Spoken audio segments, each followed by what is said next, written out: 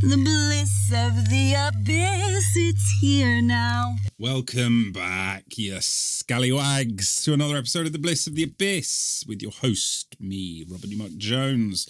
How are you doing on this fine Tuesday evening? The sun setting behind the clouds, the birds chirping, the neighbours screaming. What a thing it is to be alive, and to be young is very heaven. But not me, you say. Not me, it's over. It's over for me, I'm afraid.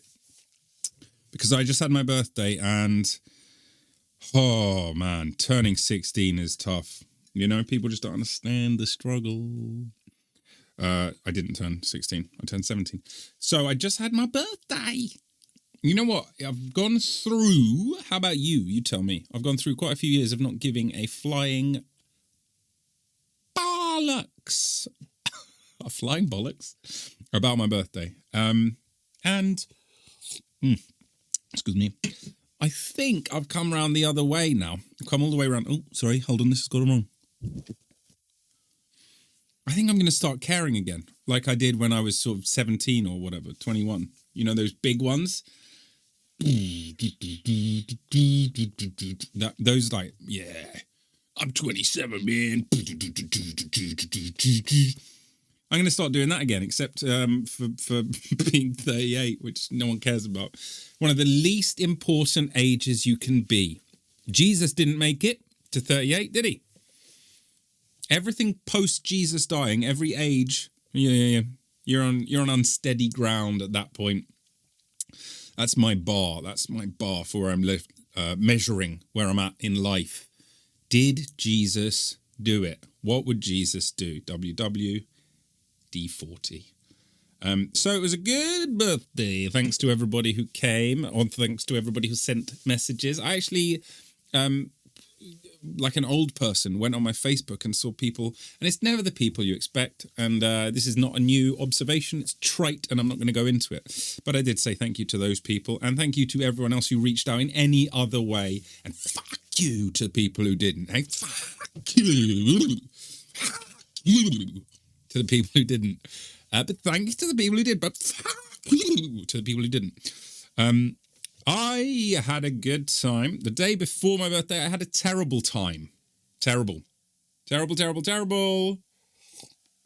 Because I went to the British Comedy Conference, the BCG. And it should have been great. There were loads of massive people there, and I don't mean physically. You know, head of commission for BBC, for UK TV, there was a producer from Sky News, BBC Radio 4, bunch of actors, writers, all of that stuff was good. I mean, some of it was teaching grandma to suck eggs, but not to be, you know, mean. It was good stuff there, and if you didn't know, some of it was very useful. So why am I bitching and complaining about it? Because as part of the package, Carpet and I who have written this sitcom.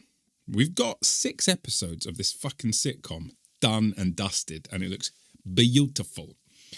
Recovery, man. It's good. It's really good. We've had some people read it. They all like it. We're on to a winner. So we have this script session with this person. I'm not going to use names because that's not polite. But we had it scheduled for the end of the day, 4:30 to 5:30, which is when the conference ends.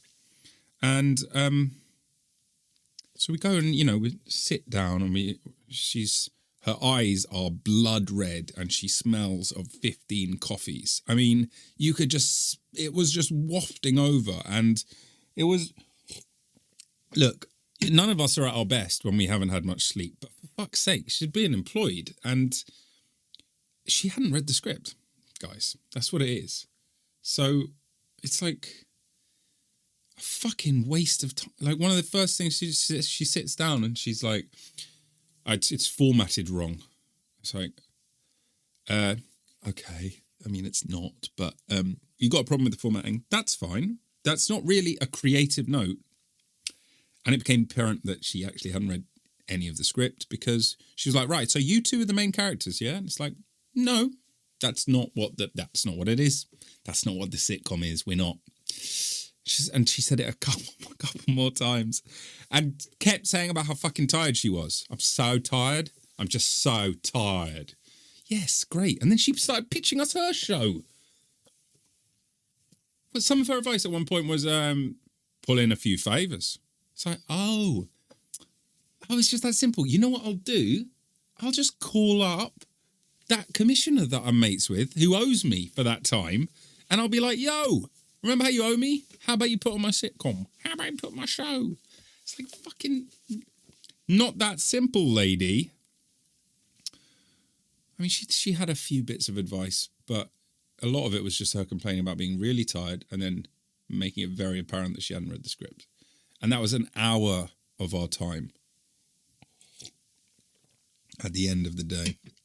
So that put us into a bit of funk, you know? You sort of think, well, what's the fucking point of that? I mean, I may as well just been that, you know, we missed the session on gags and jokes. Might have just been in there. I mean, might have been a bit more interesting. Hearing about, you know, gag merchants selling their jokes to comedians, and that's a weird way to make a living. That would be interesting. More interesting than sitting across from a clearly exhausted, uninterested person who was busy trying to get her own shit off the ground, which, fine, fair enough, but don't do that in our script writing session. I'm bitching about the same thing again and again and again and again. It's so unprofessional as well, isn't it? I'm so tired. I'm just so tired. She's like, I wake up at 5 a.m. and I write until 6 every day. Like, okay, that doesn't sound healthy. Is that how... Are you meant to work 13 hours a day, 7 days a week? Or should maybe you ease off a little bit? I'm not saying go all the way to me. Get properly lazy. No, you don't have to be properly lazy. I've got that covered. But maybe ease off the 13-7. I work 13 hours a day, 7 days a week. 365 days of the year. I've been doing this project for 18 years, and it's going to be made in the next 5. So, what is all of this? Anyway, obviously, as with all these things, the reality of the industry is like far, far, far more depressing. It's all, you know, person after person being asked, how do we submit a script? And they're like, yeah, we don't take submissions, direct submissions, but if you go to a producer, then the producer will come to us.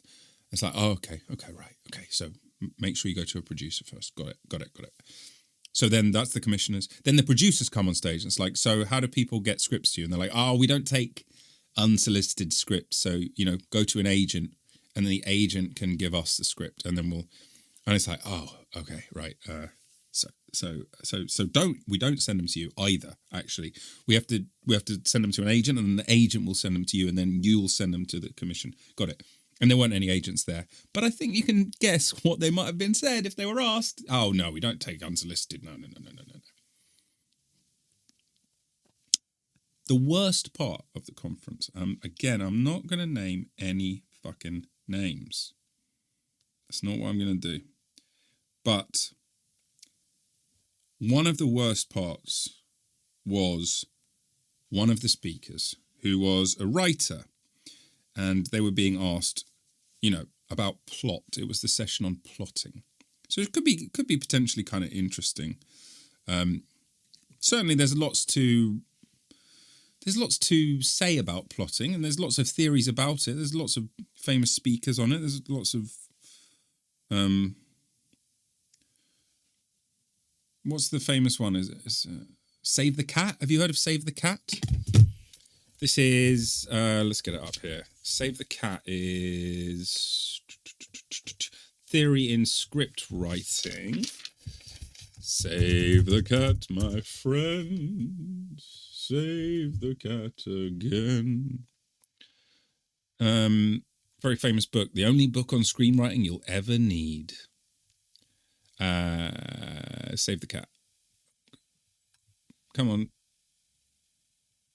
Just explain what it is.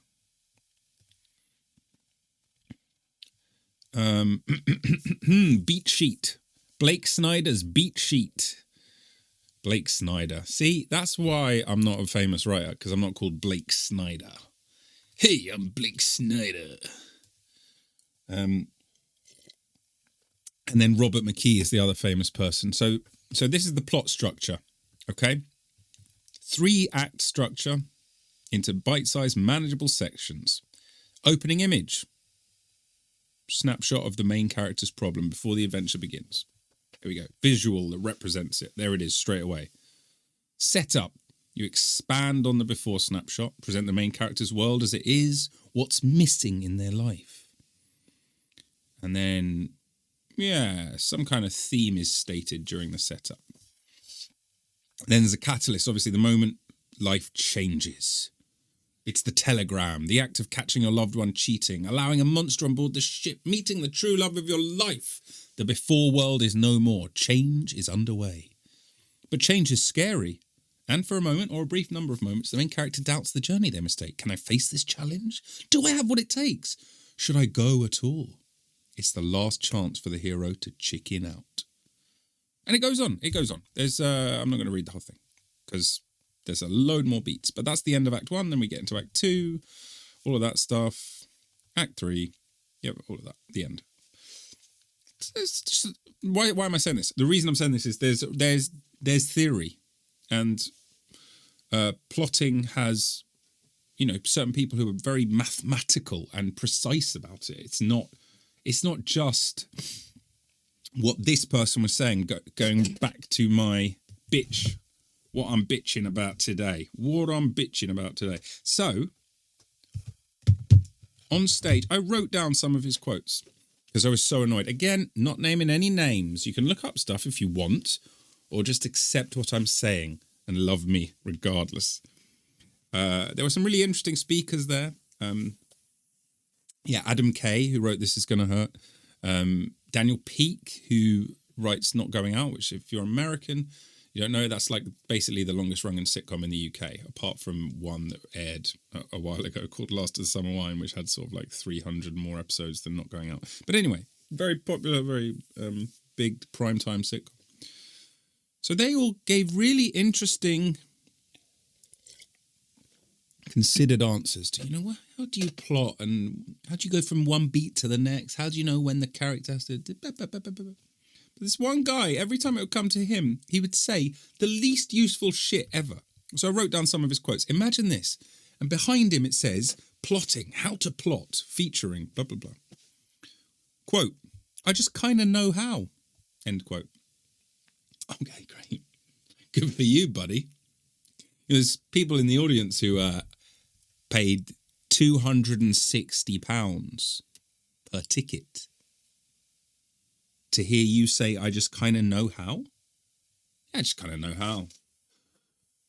Great. Yeah, me too. Or not, actually, because you're sitting on the stage and I'm sitting here taking notes. So I don't know how. So do you have anything more than that? Yeah. Here's another one. Go on your instincts. Oh, okay, right, yeah. That's what you're teaching me? Just go on my instincts? Oh, no, there's more. Like what? It just flows. I mean, honestly, these are literally things he said on stage. Characters are easy anyway. I'm very fortunate as I have a producer. Great. As we already heard before, that's a very hard thing to do, to get. The last quote, I mean, this is almost before the session was up, Q&A, all the rest of it. He says, even though I couldn't, give a lecture or stand on a stage and tell you how, I just know how to do it. Again, he sat on a stage. Behind him, it's how to plot. That's what he says. I'm going to repeat it just one more time. Just imagine I wanted to scream the absolute balls to be this blatantly unhelpful and entitled. I'm very fortunate as I have a producer. Even though I couldn't give a lecture or stand on a stage and tell you how, I just know how to do it. Right. Let me just write that down. I did write it down. Absolutely useless. Useless. Yeah, and the thing is, the other thing is, Oh, shout out to Keith who got us the tickets. Imagine 260. This one lady had come down from Newcastle, was staying in a hotel. I mean, how much is she dropping on this weekend trip to the comedy conference? Are we talking a grand? I mean, but it was good. I mean, yeah, it ended on that bad note, which sucked, and then we went to a pub, which was fun. So we rescued it. We didn't wallow, but quite a lot of that I'd say is a bit shitty. You know, it's a little bit, yeah. But me and Carpet have recorded an excellent podcast, an excellent edition, which is going to be the next episode. And I just need to edit it. I just need to find the time. I've been doing a lot of voiceover lately, and it's really eating into my free time to make and produce this podcast. So I am committed. I'm still here. I'm still doing it. It's just it's just finding the time. So that episode is going to be the next one, and it's going to be called Push the Button. Push the button and let me know. Anyway, I saw Triangle of Sadness. Brilliant. One thing I would say is if you don't like vomiting, don't watch it. Don't watch it.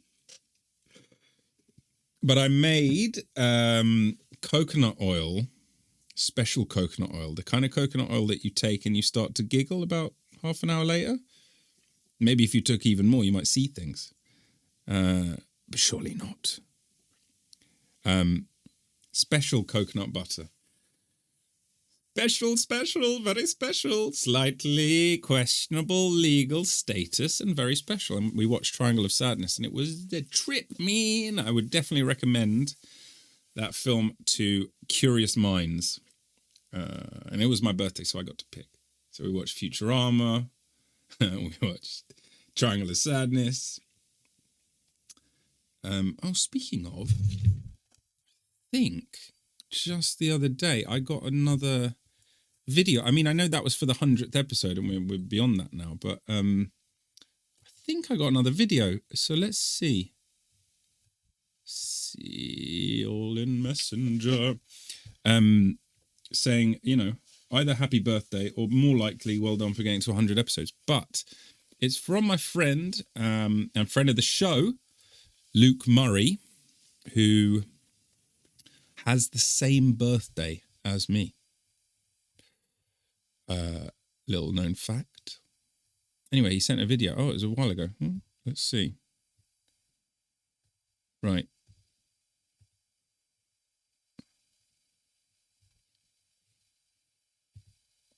He's just a... Here we go. What's he got? Look at him. Go on, Luke. What have you got? He's just a normal man working in a normal job until he falls in love with Mrs. Right. Ding, ding, ding, ding, ding, ding, ding, ding, ding. Lots of shots of them getting on, like having wine and laughing and going to football matches. But one thing, he wants to propose, but her dad's in town, and he's in the mafia. Starring Robert Neumark Jones, Danny Dyer with an I, and Danny Dyer with a Y as the dad. You fucking what? He says. The father-in-law, coming soon to probably one cinema in the area. Very soon. Lovely. There we go. He's Is that following the Save the Cat beat sheet? Is that right? Who is he again? Wait, let's follow the plot. He's just a normal man. Oh, damn. I'm just a normal man. Okay, fine. Working in a normal job. Okay.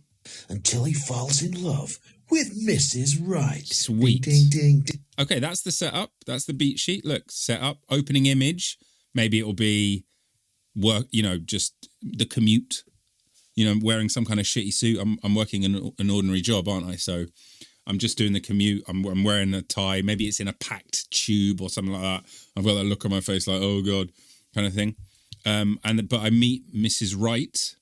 What happens? Ding, ding, ding, ding, ding. Lots of shots of them getting on, like having wine and laughing and going to football matches. Going to football matches. Okay, here we go. So we got the main characters as well as it is. What's missing in their life, which is the lady. And so that's the catalyst, the moment where life as it is changes. Falling in love. But change is scary. And maybe they doubt. Let's see if he goes into that next. But one thing, he wants to propose, but her dad's in town, and he's in the mafia. Okay, there we go. He is following the beat sheet. See, Luke's a natural at this. Starring Robert Neumark Jones, Danny Dyer with an I, and Danny Dyer with a Y as the dad. You fucking what? He says. The father-in-law, coming soon to probably one cinema in the area. He's called it the Very father-in-law. soon. The father-in-law. That's hilarious. Well, there we go. I mean, he's literally followed the Blake Snyder beat sheet, BS2. What happens next? That's the question, right? Because obviously, if he's in the mafia, I've got to engage with that, haven't I? Now, does he accept me? Or do I have to go through some kind of Herculean trials, maybe? I have to win his trust and respect. But if I'm just a normal guy working a normal job, am I going to do actual mafia shit? I don't think so, right? It's going to be too much. So I'm going to have to prove my worth to him in a different way. But he is going to want me to do some mafia shit. And that's going to set up a lot of tension between the two of us. And I'm going to screw up at some point. And then the bad guys close in.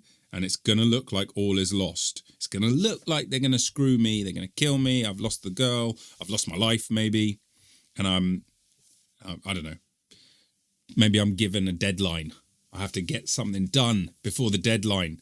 And the only way I can think of doing it is the mafia way. And they're telling me that's the only way to do it. And if I don't do this, then it's all over for me. Maybe they're threatening my life, or just that my lady friend shall be removed from my, I don't know. I'm just spitballing, but I think that would work. And then I have to have a fresh idea. That would be the thing, right? A new inspiration where I can take what I have to do and solve the problem in a different way. So that's going to relate back to the love of my life, I think, again. And then and that will be the finish. And those are all just the details, just put the details into place. Or what was it he said? I just kind of know how. Just go on your instincts. So this whole thing then, save the cat, pointless, because you can just go on your instincts, mate. Just go on your instincts. Okay. Yeah, great. Well, any more advice? Yeah, it just flows. I just kind of know how. Brilliant. Thank you. Oh my God, so helpful. Where would I be without you? It just flows. I'm very fortunate as I have a producer. Yep. All right. Sounding bitter now. Come on, Robert. Chin up, mate. Chin up. It was a good birthday. Thank you, Caitlin, for contributing positively to my life. It's worked out, innit? I would say this.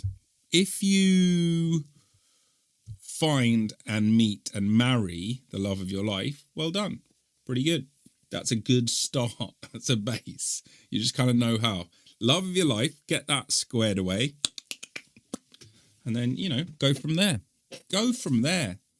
That would be my advice. But what else? What else is going on? So I've talked about the birthday, the big comedy conference. Shout out to Keith.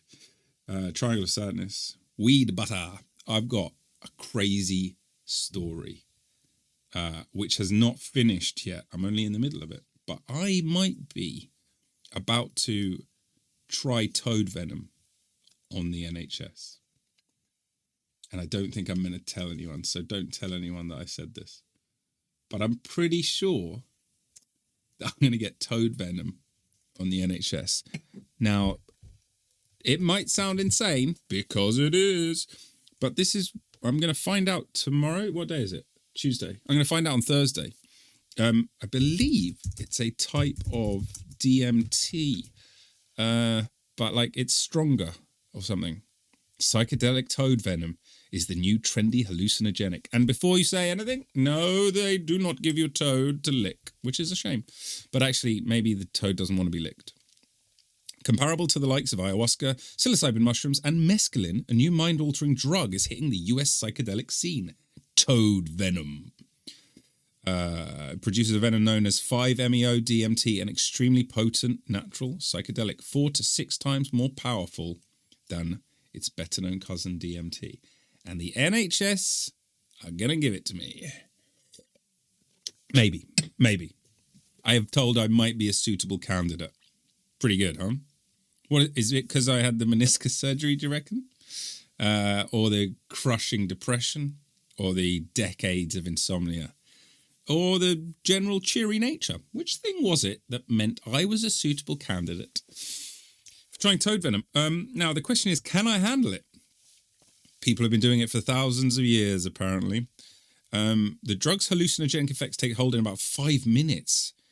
Whew, causing a powerful religious-like trip that lasts about an hour. Jesus Christ.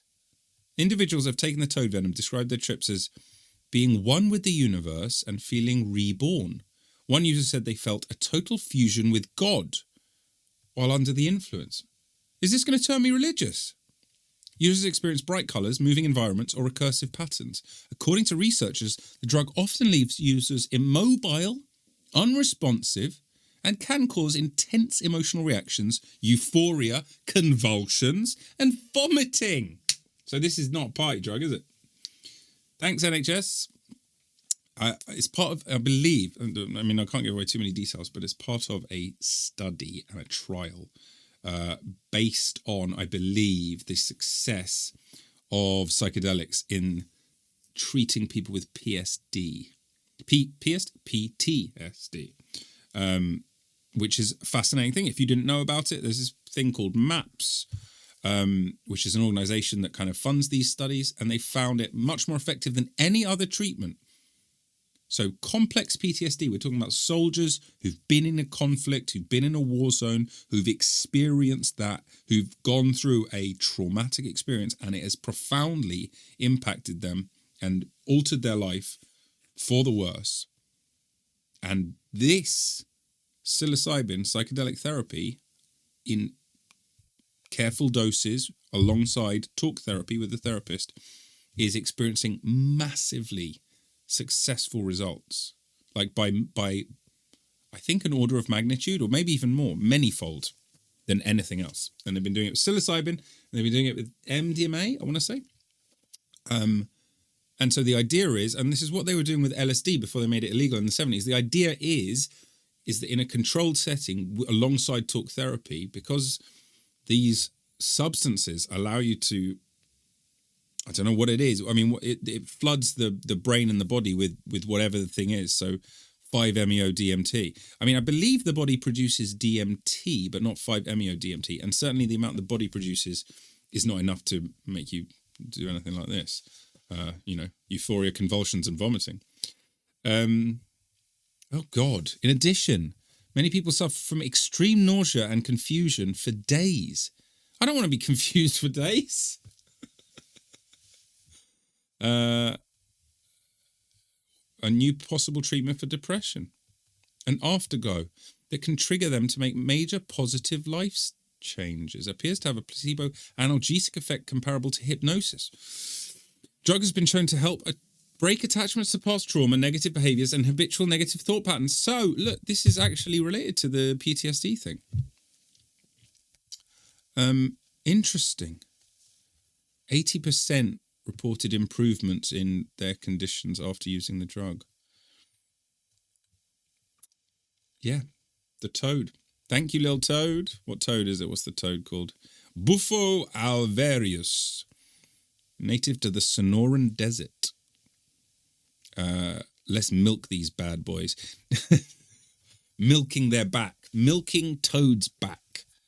How do they get toad venom? How do they do it? Do they milk the back of the toad?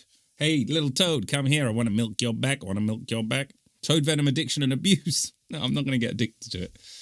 Colorado River toad. Psychedelic toad venom. But how do they get it? Venomous cane toads. Toad sprays poison. Toad venom and DMT. Hamilton's good. You ever seen any Hamilton's Pharmacopoeia? He's an interesting guy. He's like the Louis Theroux, but for psychedelics, because he takes the stuff as well. Let's see what he's got to say. This is sound. You are hearing Couch's spadefoot toads, and they are advertising for mating. Those are males. That's what I do when I'm trying to get Caitlin in the mood. Unfortunately, I don't hear the Sonoran desert toad in there. Bufo alvarius can be really quiet and not call.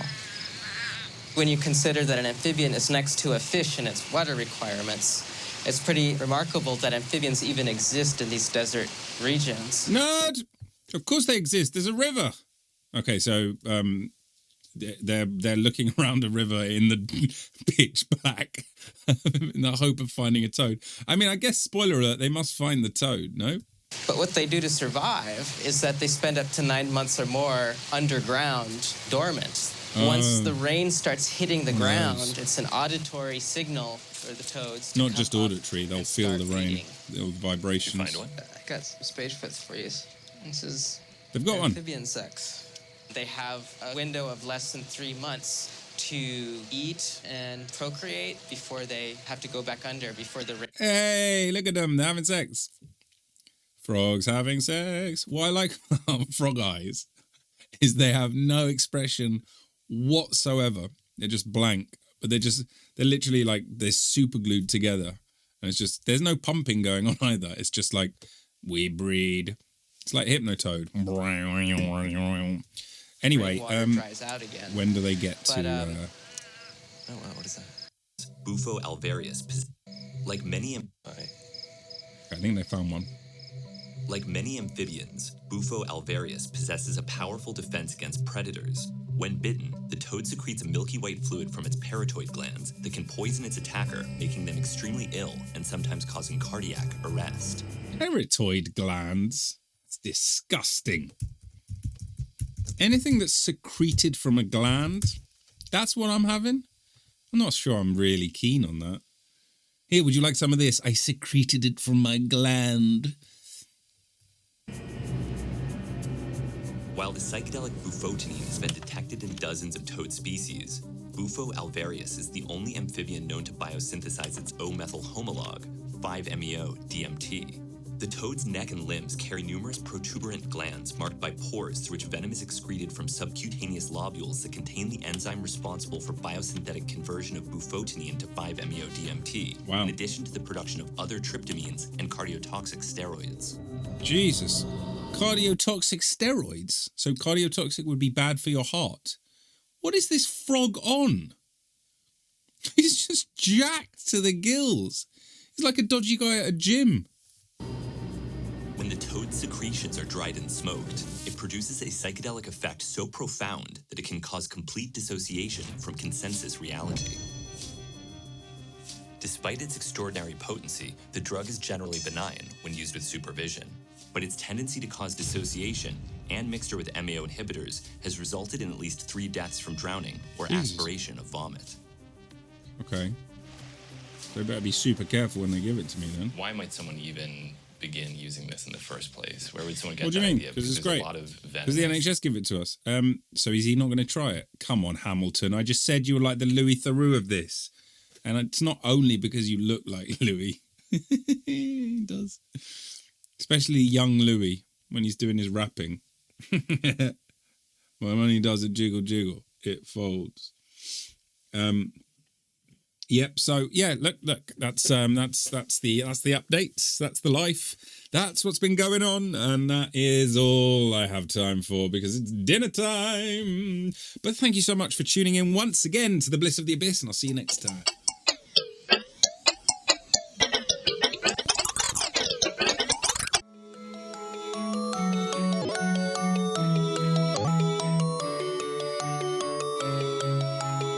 Thanks for listening to the show. If you've enjoyed it, please give us 5 stars and consider becoming a subscriber and maybe even supporting us on Patreon. Really helps me continue making this show. If you haven't enjoyed it, then you can fuck off. Many thanks to Nils Hennis-Steer for the amazing music and to Dave Fox for the cool artwork. Please keep coming back every week for more Bliss of the Abyss.